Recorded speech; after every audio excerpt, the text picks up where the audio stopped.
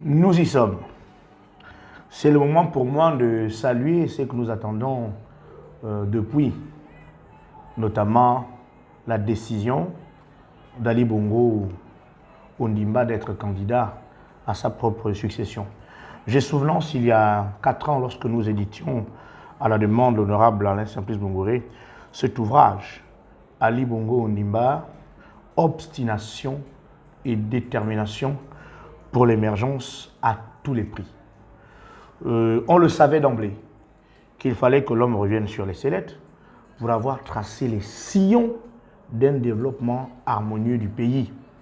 Bien que, comme lui-même le reconnaît, plusieurs choses sont à redire, mais il y a un actif à M. Ali Bongo. Plusieurs appellent à la candidature de ces soldats. Le stress, la peur, les spéculations. Nous sommes sortis du carcan de certains qui animaient les quartiers et même nos villages. Avec Ali Bongo préparerait la succession de son fils, Noureddine Bongo. Sylvia Bongo voudrait que Noureddine prenne le pouvoir. Les spéculations sont finies. Ali Bongo lui-même est présent et comme il a su nous le dire, pour la continuité.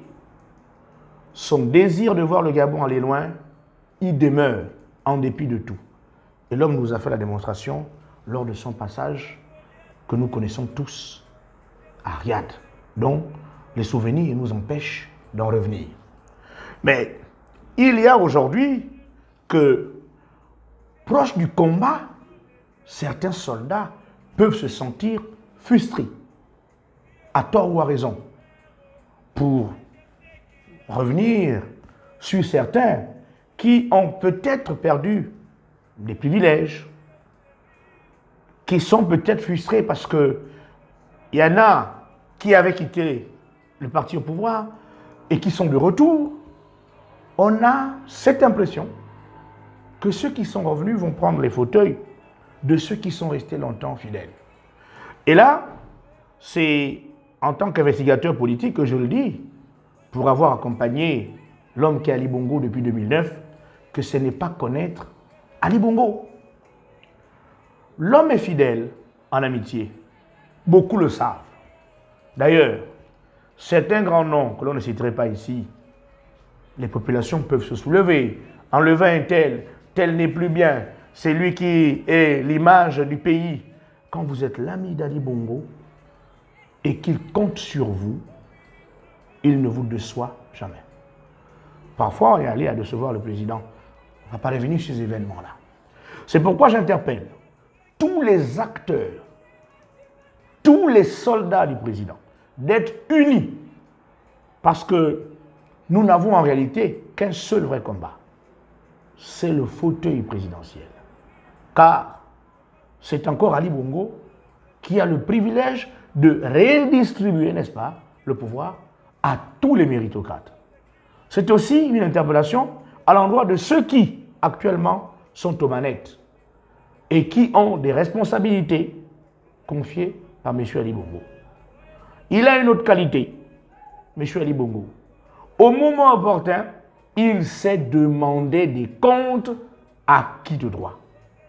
Donc, attention, attention, faisons les choses dans les normes.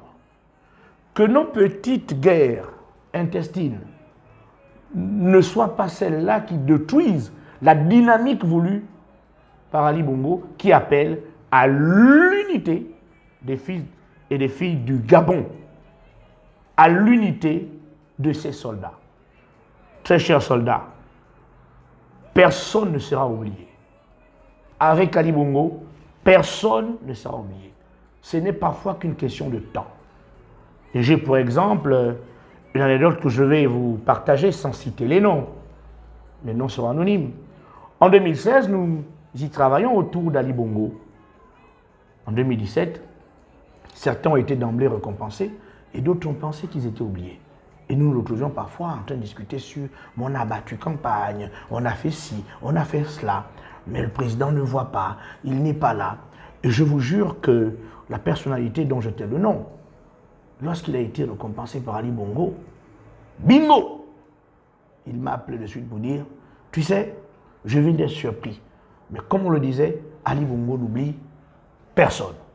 Travaillons-y, faisons-le avec acharnement. Nous sommes dans une élection. L'objectif, c'est la victoire de notre champion, qui nous appelle tous. Si donc, nous résignons parce que nous sommes frustrés, nous perdrons l'avantage. Le combat est autre. Ce n'est pas entre nous. L'ennemi est loin. Ce n'est pas nous l'ennemi. Ce n'est pas l'autre l'ennemi. L'ennemi, c'est le sous-développement. L'ennemi, c'est ceux qui pensent que le projet bien étudié de l'émergence ne doit pas avoir son apogée. Quant à Ali Bongo, il faut le remercier d'avoir levé le doute et le suspense. Que tous ensemble, nous puissions de commun accord aller de l'avant, et aller de l'avant, c'est la victoire de M. Ali Bongo pour le développement du Gabon, parce que, comme on le sait, il a la détermination et l'obstination de voir ce pays aller de l'avant. L'homme a fait toutes les démonstrations, et pour terminer, c'est le seul candidat qui est doté d'une expérience pratique à la gestion au sommet de l'État. Car n'est pas président qui veut, mais celui qui peut. Et messieurs, doutons-nous encore d'un esprit providentiel de M. Ali Bongo? Je ne pense pas. Lui-même l'a dit. Il est peut-être le seul président à avoir traversé un AVC aussi terrible. Est-il peut-être doté d'une mission?